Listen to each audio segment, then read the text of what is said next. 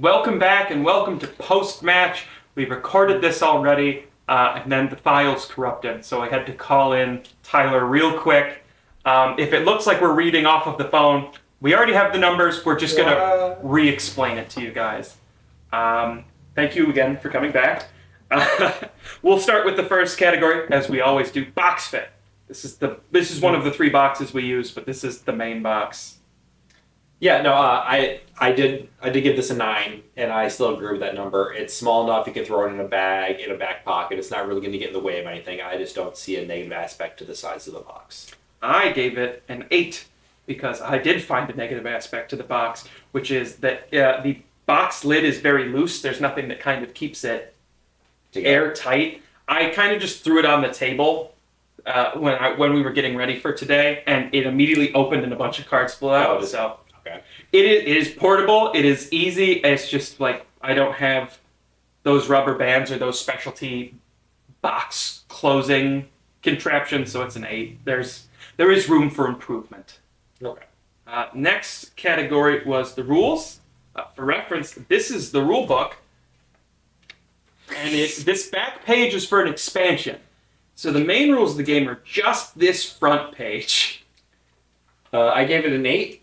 And I distinctly remember I gave it because it was real nice and simple. It's one page, you read it, you can just jump right into it. There's not a whole lot of, 15 pages of a rule book to memorize before you can start the game. You can just read 30 seconds of rules and just start. And that's why I gave it an 8. I gave it a 10. I had to find this. I don't think, after reading the rules once, I have never had to have the rules on hand again. I don't have to explain anything. This game, once you learn the core concept of take a card, read a card, is one of the easiest games in the world to understand. Perfect 10 for me. Our next category was gameplay, how we played the game. I gave this a 10, and I really enjoyed it. I thought this was one of the more enjoyable games that we have played doing this. I think I said this last time, and I don't remember which one I brought it up, but I want to bring it up right now, is this definitely falls into the same pitfall that if you ask me if we kept playing this over and over and over again, that Cards Against Humanity would fall into, where after you played it, the surprise and the fun of the cards is no longer there, and so over time it would lose the replayability long term. Yeah, it's a deteriorated 10. Yeah. So, but at that time when we played it, definitely 10 out of 10. Yep, I would agree. Perfect game. It is very fun. It's very quick. It's a good intro game. But yeah, it is a 10 with an asterisk because if we play this every time we hang out, it would lose its luster. Which I think we brought up Cards Against Humanity because it was popular for a decade, two decades now. Pretty long time, yeah. If you don't keep buying the expansions, like it becomes less entertaining. It kind of falls apart. I can only play the same card to the same question so many times.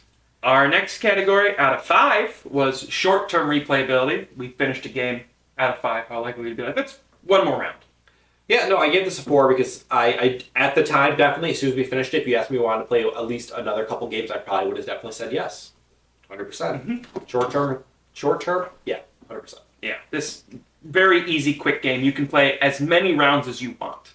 It's not a game that you can play forever, like we said earlier, but it is a game that you can play a lot, and it's not a hassle if you, like, abruptly in the middle of the game, you're like, I don't want to play anymore. Yeah. It's a game that you can set your cards down and leave. Inversely of that is long-term replayability, playing it a month from now, a year from now.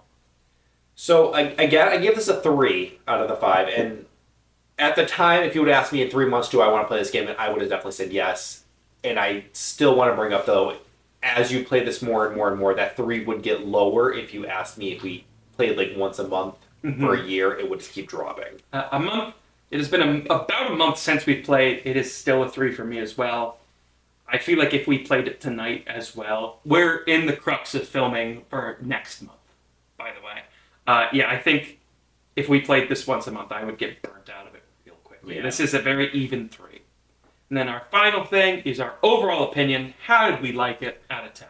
I gave it a 9 out of 10. I enjoyed it immensely. It was very fun with everyone there playing it together. The fun of the cards, and it definitely had that situation of every card you drew something new and exciting would happen, and it was a good time. Mm-hmm. I gave it an 8. This is one of the better games we have in the collection. It is quick, it is entertaining, and it is a game that is very easy to not overstay its welcome if you don't want to keep playing it.